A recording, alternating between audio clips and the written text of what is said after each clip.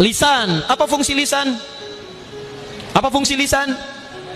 Berkata yang baik-baik.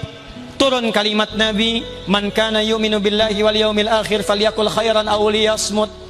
Siapa yang merasa beriman pada Allah dan hari akhir, cukup katakan yang baik-baik. Kalau nggak bisa diam. Di fungsi lisan manusia itu cuma dua. Kalau bukan berkata yang baik, itu diam. Jadi kalau nggak bisa berkata yang baik, diam aja. Makanya muncul peribahasa, diam itu emas.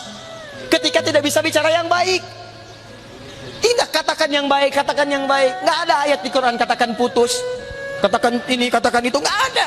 Yang ada katakan baik, baik, baik, baik. Nggak bisa diam.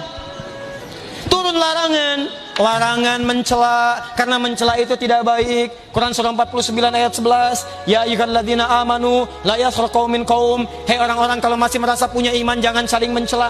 Tuh, duhai anda yang lisannya suka mencela, ketika anda mencela, bukan cuma merendahkan iman, anda disebut oleh Allah sedang menyimpang dari kemanusiaannya, sedang tidak mulia. Nggak diakui antum, kamu nggak mulia, saya nggak suka dengan lisan kamu. Apalagi anda ngaji, baca Quran, baca hadis, belajar, tapi lisannya masih selang mencela orang lain, menghina orang lain. Ada yang salah antum dengan lisannya. La yaghtab ba'dukum ba'da, jangan bergibah, jangan gosip. Kalau sedang gosip, sedang merendahkan kemuliaan antum di hadapan Allah Subhanahu wa taala. Saya tidak, Ustaz, saya akan jaga lisan saya ini bagus. Tidak seperti ibu itu tuh, Ustaz, dia tuh jarang sekali jaga lisannya. Sama. Oh, hati-hati. Ada seorang perempuan di masa Nabi, rajin sholat, rajin puasa. Diadukan oleh tetangganya kepada Nabi. Kata Nabi, hiya finnar, kalau tidak tobat tempatnya di neraka. Apa perbuatannya? Senang sekali mencela dan menggunjing tetangganya. Ingat-ingat, setiap ada yang menggunjing satu orang, maka memindahkan pahala kepada orang yang dimaksudkan.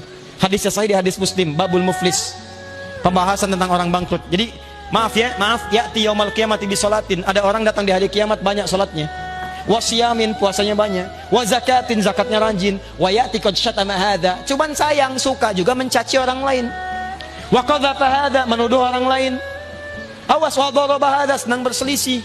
Nanti di akhirat akan ditimbang, timbangannya begini. Kalau ada orang sholat mencela, pahala sholatnya akan dipindahkan pada yang dicela. Antum ikut sholat di sini, taklim, begitu keluar membicarakan orang yang tidak taklim.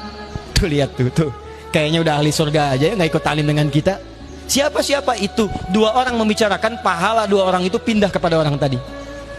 Muncul orang ketiga, kenapa? Itu tuh, oh nggak nyangka ya, nyangka, pindah. 3 orang dapat bagian dari pahalanya. Paham? Jadi coba atur diri kita. Akhlak yang mulia itu cerminan dari ibadah kita kepada Allah Subhanahu wa taala. Kalau ada orang rajin ibadah, akhlaknya tidak mulia, maaf, bukan cuma tidak sukses ibadahnya, tapi menunjukkan sedang turun status kemanusiaannya di hadapan Allah Subhanahu wa taala.